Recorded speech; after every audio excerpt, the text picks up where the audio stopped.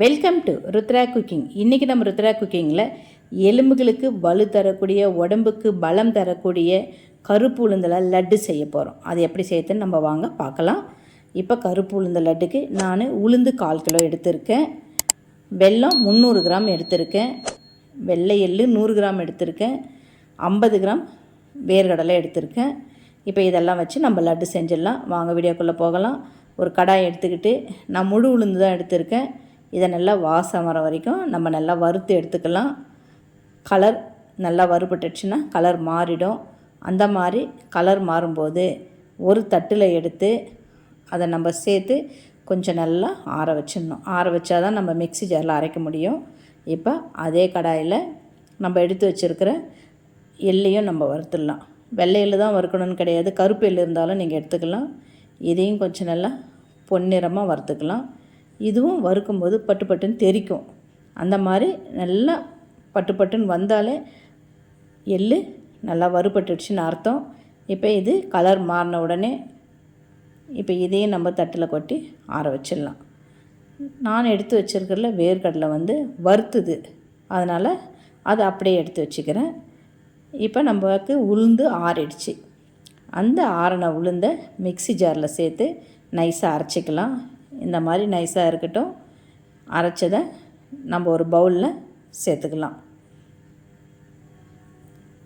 இப்போ இதே மிக்ஸி ஜாரில் நம்ம எடுத்து வச்சுருக்கிற அந்த வேர்க்கடலையும் எள்ளையும் நம்ம சேர்த்து அரைக்கணும். இது இந்த உளுந்தோடு சேர்த்து அரைக்கலாம், ஆனால் இதில் கொஞ்சம் எண்ணெய் கசிகிற மாதிரி இருக்கும்.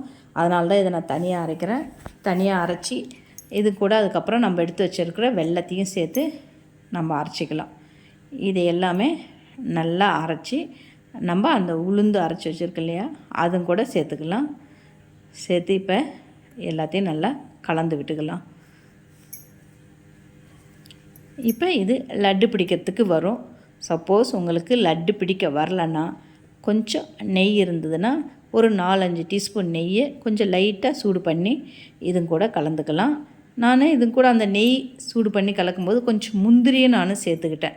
முந்திரி போட்டால் நம்ம சாப்பிடும்போது அந்த கடித்து சாப்பிடும்போது அவ்வளோ அருமையாக டேஸ்ட்டாக இருக்கும். அதனால் நான் நெய்யோட கொஞ்சம் முந்திரியை சின்ன சின்னதாக பொடியாக கட் பண்ணி நெய்யிலே பொன்னிறமாக வறுத்து இந்த உளுந்து அரைச்சி வச்சுருக்கு இல்லையா, அதுவும் கூட நான் சேர்த்து கலந்து விட்டேன். இப்போ எல்லாத்தையும் சேர்த்து நம்ம கலந்து விட்டுக்கலாம். உண்மையிலே இந்த லட்டு அவ்வளோ அற்புதமாக இருக்கும்.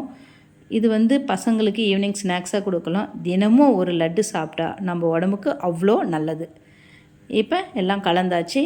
இதை நம்ம உருண்டை பிடிக்க ஆரம்பிச்சிடலாம். இப்போ நெய் சேர்த்துருக்கு இல்லையா, அதனால் நல்லாவே உருண்டை பிடிக்க வரும்.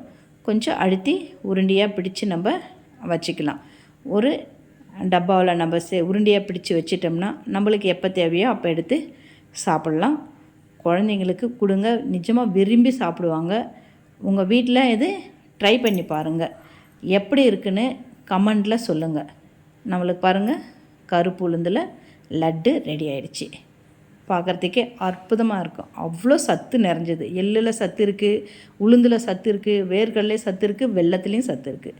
இது எல்லாம் சேர்த்து லட்டு செஞ்சு சாப்பிடும்போது நம்ம உடம்புக்கு எவ்வளோ வலு தரும்னு நீங்களே தெரிஞ்சுக்கோங்க. இந்த மாதிரி லட்டு செஞ்சு சாப்பிட்டுட்டு கமெண்டில் எப்படி இருக்குன்னு சொல்லுங்கள். மறக்காமல் நம்ம சேனலையும் சப்ஸ்கிரைப் பண்ணிக்கோங்க, சமையல் பண்ணுங்கள்.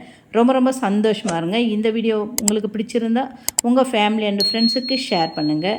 நன்றி, வணக்கம், வாழ்க வளமுடன்.